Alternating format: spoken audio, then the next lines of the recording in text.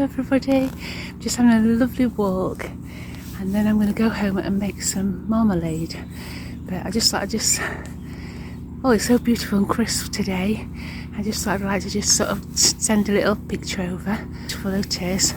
The sun is out, it's a very crisp morning. So the birds in the sky, and on the trees, sorry, they're really happy. And it's lovely. We had horrendous weather forecast of storms, but here we've been very privileged and lucky that we haven't had anything like that. So a nice long walk and then back home for some work. I don't call it work really, because making marmalade isn't work. Nice bit of time out first before I get cooking and making.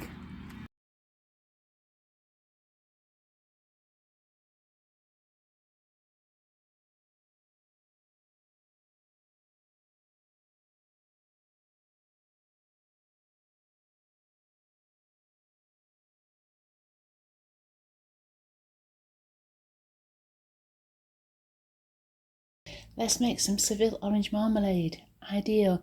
So wash your fruit. I've got 2 kilos here. I need 4 kilos of demerara sugar and 150 mils of lemon juice. Scrub your oranges, remove the buttons off the top, cut them in half, squeeze out the juice and keep to one side. Then slice all your peel and then put that peel into a bowl with the orange juice and cover with about 2.5 to 3 litres of water. Leave to soak overnight for up to about 24 hours. Next day, transfer the whole mixture to the preserving pan, bring to a boil and simmer slowly until the peel is tender. This will take about 2 to 2.5 hours, by which time the contents of the pan will have reduced by about a third. Stir in the lemon juice now and the sugar, bring the marmalade to the boil, stirring until the sugar is dissolved and boil rapidly until the setting point is reached. It's about 30 minutes for that.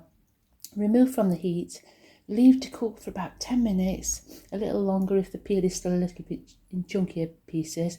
Stir gently so it's all nicely mixed. Pour into warm sterilised jars and use within 2 years. Absolutely gorgeous. End of January, first week or 2 of February in the UK, you'll get your Seville oranges, and it's well worth doing because you've got now pots of beautiful orange nectar to enjoy it all year round. Hope you enjoy. Hi everybody, so I've had that beautiful long walk and I've popped back now. It's later on and I'm going to make the orange marmalade. I sort of ran through the orange marmalade recipe with you, and I've soaked the oranges and the juice and everything in water. And, I've just took the lid off and it smells gorgeous, absolutely lovely. And I've got 2 huge big tubs now of this because I've doubled up the recipe. I'm going to do one because I've only got enough sugar in for one portion. That's just me. I am not always organised, and that's fine. So I'll just do 2 because I've got 6 jars sterilising now in the oven, and I'll have to get more out because my husband only brought half a dozen out of the shed. So we'll do that another day, but for the purpose of getting this video out, I thought I'd do it now. So the oranges are all in juice with the extra water. So I'm going to just take out the pips, and then the recipe, which is River Cottage preserve book, which I use all the time for my jams. Pam the jam lady, Pam Corbin's recipes, they're always great. And this Seville orange marmalade, it said that you scrubbed your oranges and then you took those little hard buttons off the top of the fruit, cut them in half, squeeze out the juice, keep to one side. Using a sharp knife, slice the peels and all into thin strips. Put them in a bowl with the orange juice and cover with 2.5 litres of water. Leave to soak overnight for up to 24 hours. So that's where we're at now. Next stage is transfer the whole mixture to the preserving pan and bring to the boil. Simmer slowly, covered until the peel is tender. That'll take about 2 hours. So I'm going to do that, simmer them all in a pan for 2 hours, then we'll come back and do the next part of the video. So it's a bit of a long process, isn't it, making your own marmalade?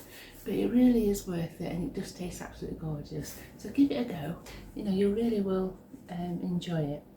And it says that the contents of the pan will have reduced them by about a third after 2 hours. Okay, so as I say, I've transferred this to a big pan, I've brought it to the boil, and I'm simmering it slowly until the peel is cooked.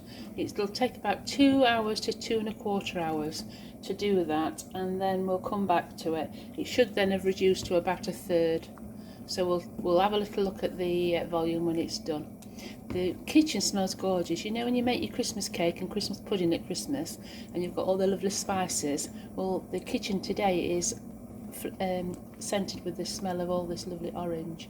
So it's beautiful, really nice. We'll come back to that in a bit. Right, I'm just going to test this now. It's been for about 2 hours. I just want to show you, you can just put your fork through it. It's nice and soft now, and that's the consistency. Let me just bring it forward up to you. So you want to be, if you can do this through the actual rind and it's nice and soft, that's your consistency that you need to get to before you start adding sugar, etc. Right then, so I've done 2 lots because I had 2 lots doubling up the recipe. So I'm just checking now if all this is soft, and the best thing to do is just to get a piece out and taste it. And if it just literally disintegrates, you know, melts away, then it's done. Because what you don't want is it to be hard and chewy when you've got it as jam. So just make sure they're all soft. Just keep finding any, if you've got a large one, because I've chopped this all by hand, so there's the odd piece that's quite large, and I want to make sure that that, for example, if it's a bigger slice, it's still soft, and that's nice and soft. So I'm going to put the jars into the oven to sterilise for half an hour, 140 gas mark 1, and that'll be half an hour to boil all this down. So the next method is stirring the lemon juice, and we're doubling it up here. So if you're just doing the single method, making about 6 jars of jam, you'd want 1 kilo of Seville oranges, 75 ml of lemon juice, and 2 kilograms of demerara sugar.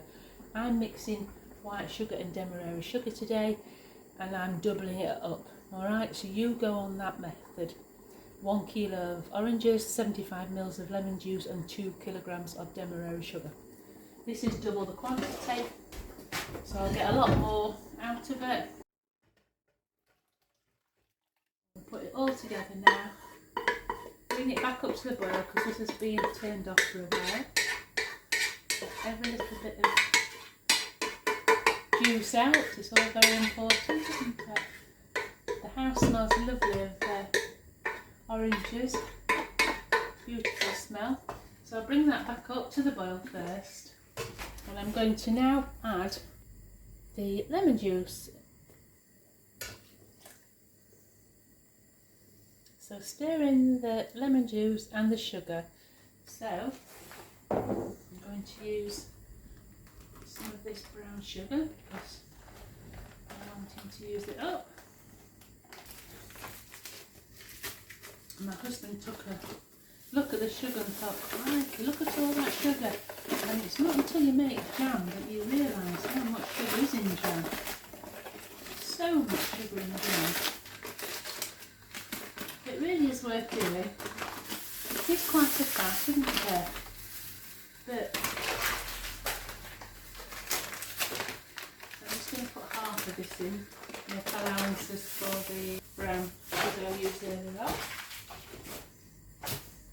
And then we need to just stir that.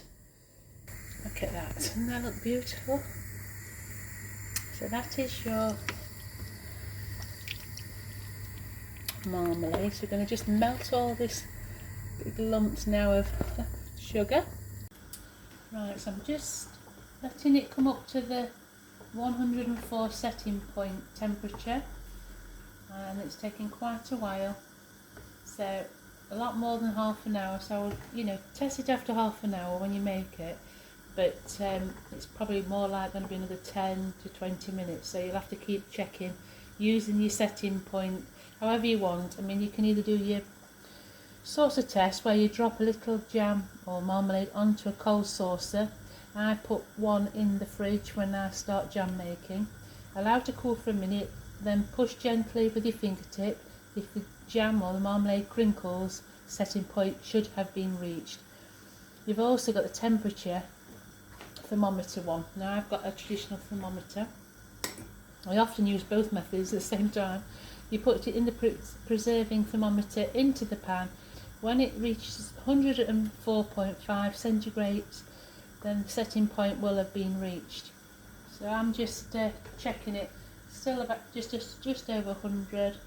It's not actually gone over the 104 level yet, but if you just keep checking it every 5 minutes or so, when you're getting very near, so if it's like 103, check it again and then put it on for about another 2 minutes and take it off the heat while you check, so it's not boiling over and over, because otherwise you may find that it gets too high and you end up with a sweet as opposed to marmalade. You can go to a hard boil sweet otherwise if you're not careful, so be very careful when you are checking for your temperature. And you'll see that the actual consistency thickens, the obviously volume drops, and you can generally see that it darkens slightly as well in colour when it's getting to the proper temperature.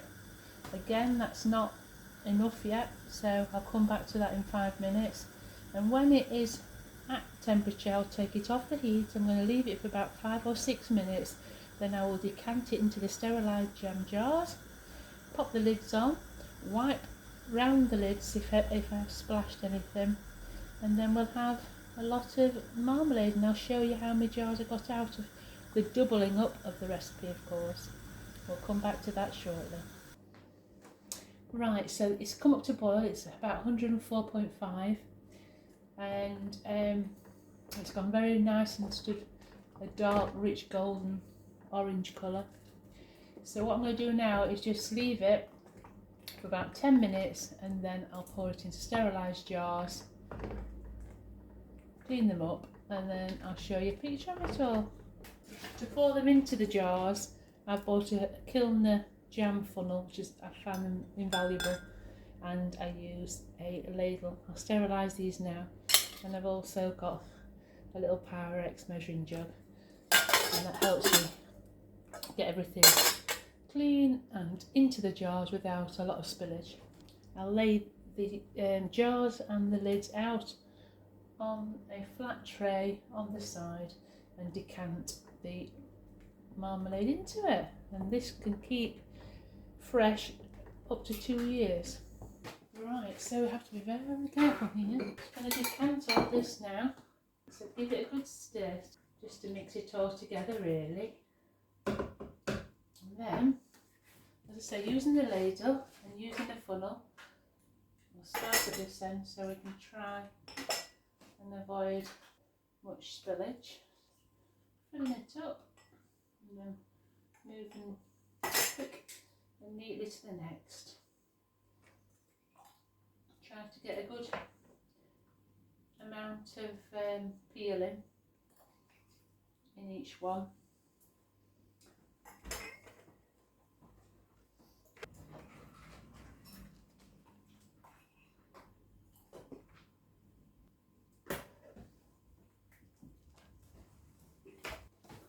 Right, so make sure the tops are nice and clean. So we've got quite a lot of jars. I've made 11 and there's plenty more for about another 7, so I'm going to pot the rest up. But yeah, all in the jars now, and we'll enjoy those in the next year or two.